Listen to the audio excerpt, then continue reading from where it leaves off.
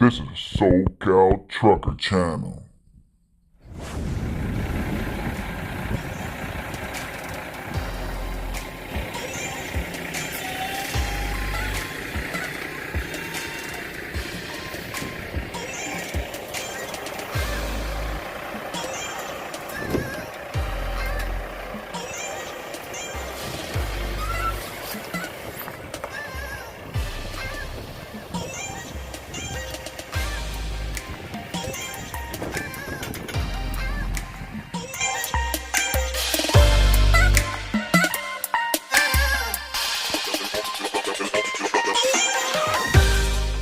What's up, people? You already know it's your boy SoCal.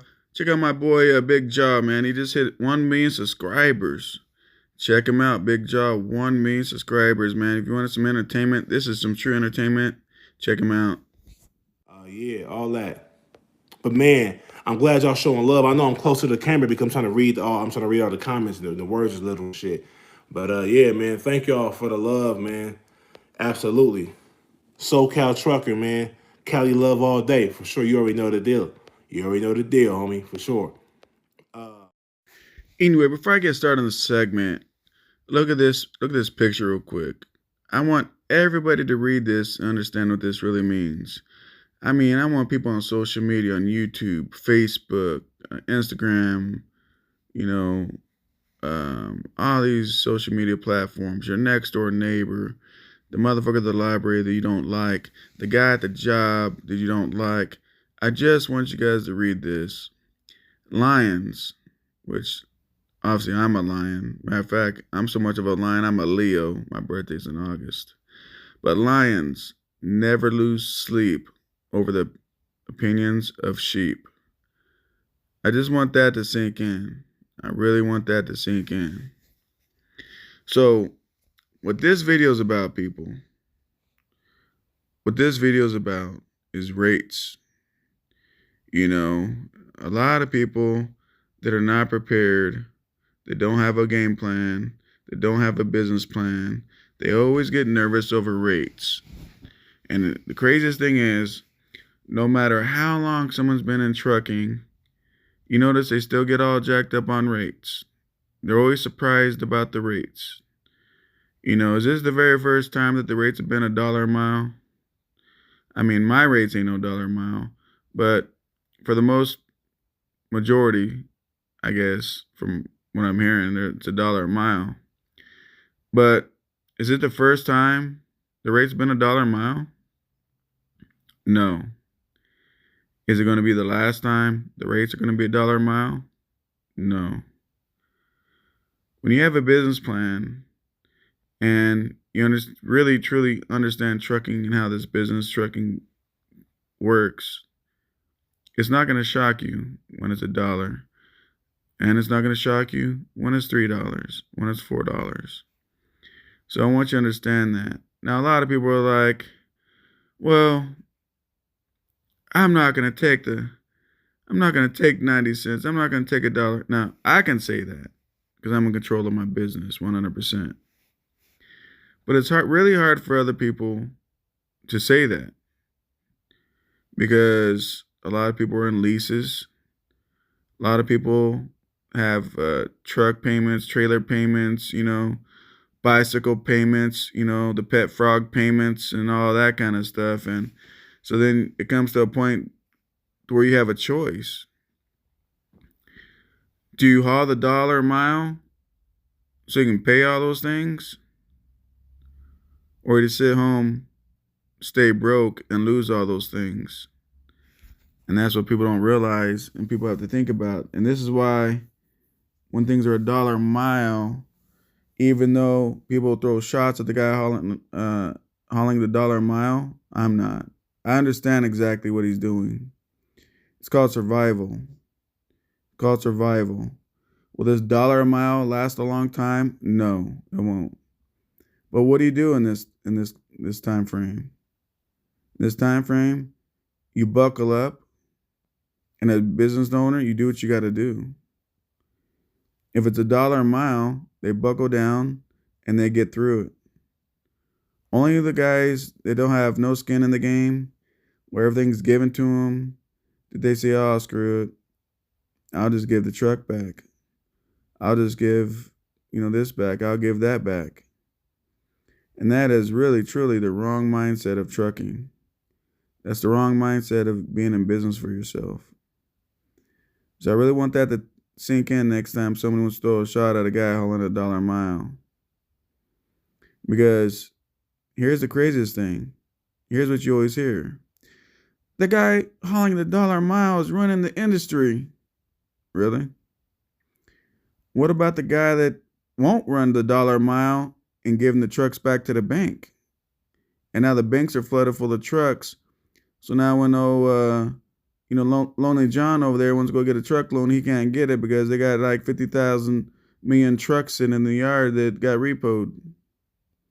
Don't you think that ruins the industry also? People always look on one-sided on this trucking thing. They don't look at them. They don't put a mirror in front of them. They only can throw shots at other people for what they're doing.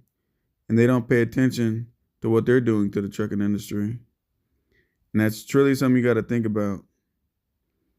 If I had to run excuse me. If I had to run $1 a mile, if I had to, would I? Of course. I'll do whatever I got to do to keep everything afloat until we get through the hard times. That's what a business owner does. So I really want that to sink in, people. And my question I want to put in the comments with you guys, would you guys haul for the $1 a mile? This all goes back with my teaching. When I tell people pay cash for trucks if you can. Get a low overhead, get your first time truck, pay cash, your first time truck, have almost a paid off truck. Your first time truck, do this. Because of these times. If you had a paid off truck and you had to run $1 a mile, you would still be kind of all right. But if you have a $3,000, $2,000, $3,000 truck note, it's going to sting a little bit. And this all goes back in my teaching. This all goes back when I try to teach you guys stuff and people want to throw shots. But it's these kind of times people are going to find out what these guys are really made of. When I say these guys, I mean guys in trucking in general. I don't mean cats on social media. I already know what they're made of. Jello and pudding. That's it. But I'm talking about the guys out here in trucking. What are they made of when it comes to this trucking business? And I'm glad this is happening for you guys that are thinking about getting a truck and thinking about getting into this business. You guys can see what's going on. And you guys can take full advantage of having the experience of going through this. It's just like when you want to be OTR and a company says, well, how many winters do you have under your belt? And the more winters you have under your belt, the more they want to hire you. The less you have, the less they want to hire you. So here's the next question. How many bad times in trucking do you have under your belt? And what did you do? What did you do? It's just all something to think about, people. But I'm not going to throw a shot at a man that's going to haul that dollar. Because, he made choices, man. He made choices. And everybody has to live those choices. And so do you. One thing I want to let you guys know is when things are doing what they're supposed to be doing and people are hauling cheap freight, it's always say no to cheap freight because you're killing the rates. But under a situation like this, where you're going to see loads, they're going to be pretty scarce. There's going to be millions of truckers, and everybody's trying to get a load and can't, and people are going to be parked. And then you see that $1 a mile. That's the only time. If across the whole entire board it's $1 a mile, and with all my connections and everything that I got going on, if it's $1 a mile, then yes, I'll have no choice, because that's what a business owner does. But do I think I'm gonna run $1 a mile? No, I don't. No matter how bad it gets, I don't think I'll be hauling $1 a mile because I didn't set up my business that way. You know, you guys got to think about things, man. These load boards, I said it over and over again, these load boards are designed for backhauls. That's what they're designed for. You know, now, lately, when things are really, really good, people use it as a overflow in their loads. But when the load board stuff came out, it is for backhauls. For example, I got a Cali customer. I run a load out there to New Jersey for him. I don't have a customer in New Jersey to come back. So you get on the load board, you find a load, and you come back home. And that's what it's designed for. So am I shocked that the load board is going for $1 a mile? No, not at all. So sometimes when I say things, people twist my words in a different way because they hear me and then they just assume a whole different definition of what my words are trying to tell you. So I want to make this clear. I'm not for hauling cheap freight. I'm not for that. But this is an explanation of people that don't set up their business in a way to protect themselves, where they have no choice because the way that they design their business. I have choices. The question is, do you have choices? And so being in the situation that we are, where people are saying we're in a pandemic or whatever, you know, if I had to, would I haul $1 a mile? If I had no choice,